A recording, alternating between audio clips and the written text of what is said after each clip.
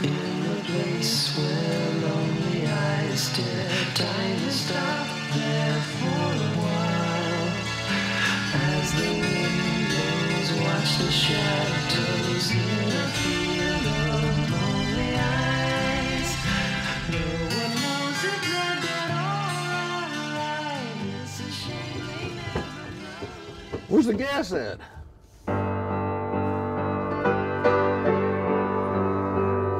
Right? Yes. The time gets your time. I can't sing it high like that anymore. It's just around the corner in a suicidal dream. Pitched it before the sun. Crack your mother's skull. Check out, check out.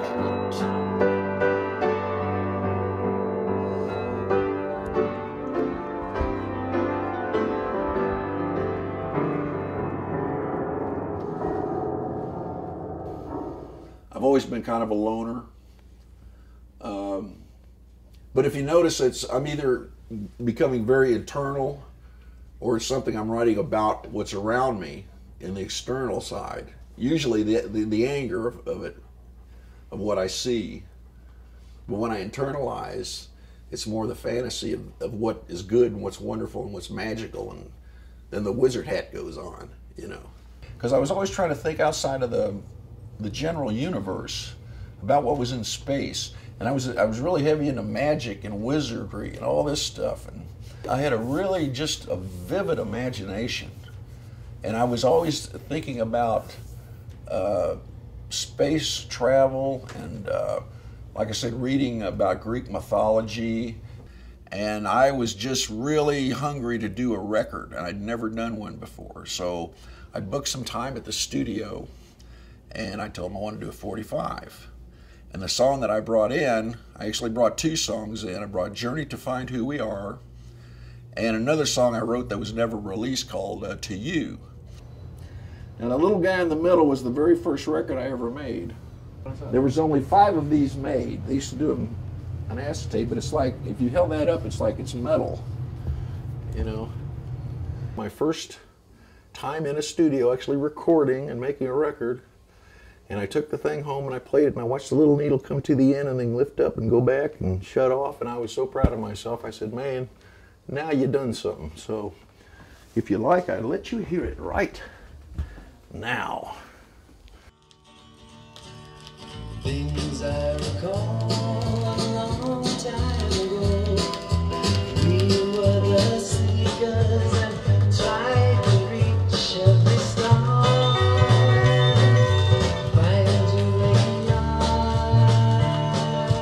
That's great audio, isn't it? Things that the change in time makes us wait. It's all in a circle and things will stand as they are. It is not all. That's what I live for right there. I know it's hard to be what we are. And one day when I was about 19, I read an ad in the paper, in the newspaper, that this record company here in Kansas City were looking for studio musicians. And that was Liberty Records, Liberty Recording. And so I thought, well, heck, I'll give it a shot. So I went down there and auditioned for the guys, and they really were impressed with it, and they wanted to hire me. So I said, that's fine. So I started doing commercials and different jingles and things like that. And when other artists would come in, I'd play a bass or a guitar, whatever the instrument they needed. But the cool thing about it was they said, if there's nobody else in the studio doing anything, you'll have total access to record whenever you want to. And boy, that was music to my ears. Because I mean, that sort of fell out of the sky. How many guys get off? Well, here's a studio, just go do what you want to do. And it was a perfect opportunity, and I got a hold of my friend Frank Kateri, because he was a drummer, and I'm a lousy drummer. That's one instrument I just ain't no good at for some reason, but I ain't. Liberty Recording was an interesting place because it was literally built in a cave. And you would drive down this long road going down, and there weren't any lights in there back then. But if you were driving by it, you'd never suspect there was a recording studio in there, because it's just this big hole in the side of the ground there. But it was just huge, and it was just a fascinating place. It really was inspiring, because it just puts you in a different state of mind, and you really never knew if it was dark or light.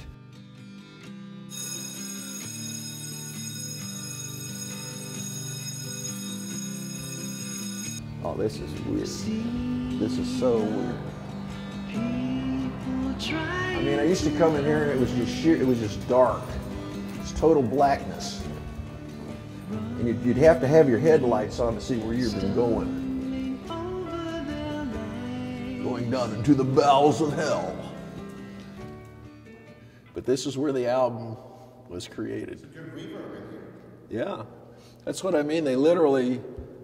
They had a speaker that's set out in this area and a microphone, and they actually used this live reverb would be mixed in, which is what's on the album. If you hear some reverb going on, this is actually what you're hearing on the record.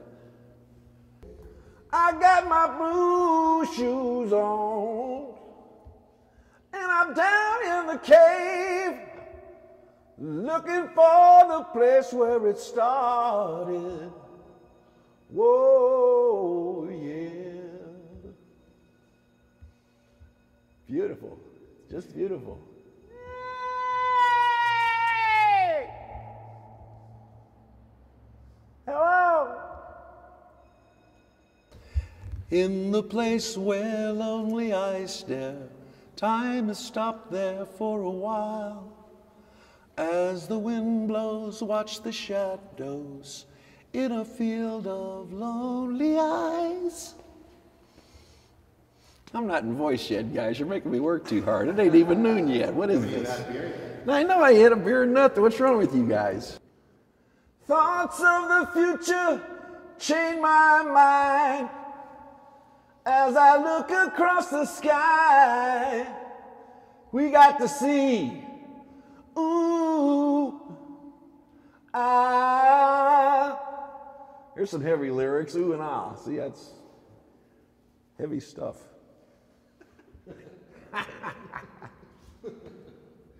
And I got the entire album actually recorded, but it wasn't mixed.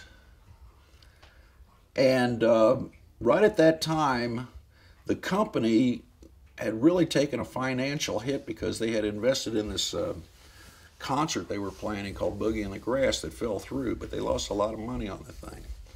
And so they said, well, we can't release the thing now because we're just kind of in dire straits financially. So here I am, I'm holding a masters to a tape, but it's not mixed. What am I going to do, right? And I finally got a hold of this guy. He had a record company called Big K Records. His name was Charlie Kellogg. And the neat thing about Big K Records, it's this old white building. It's been there since the 1800s. And it used to be a bank at one time and had actually been robbed twice by Jesse James.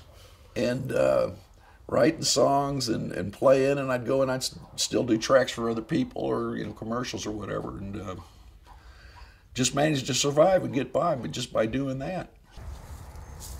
Like I was saying, I'd be up there middle of the night, getting sleep or something, or just get off a gig, and I'd hear some session going on downstairs below me, and I'd go down there and I'd go walking in with a bottle of whiskey and see who was, hey, what you doing, man? Hey, you guys jamming tonight?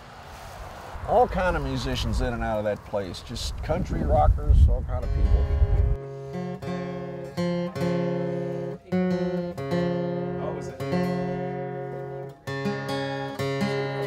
The way I think of it is like there's these gazillion songs and tunes and melodies that are just constantly moving over me.